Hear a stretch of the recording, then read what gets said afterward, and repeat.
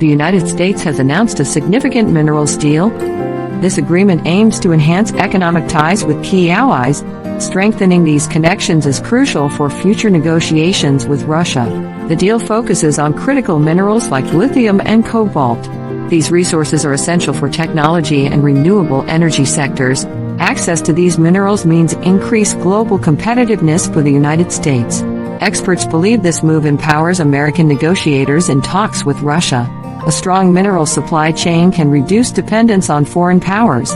This strategy promotes national security and economic stability. With this deal, the U.S. demonstrates leadership in the global market.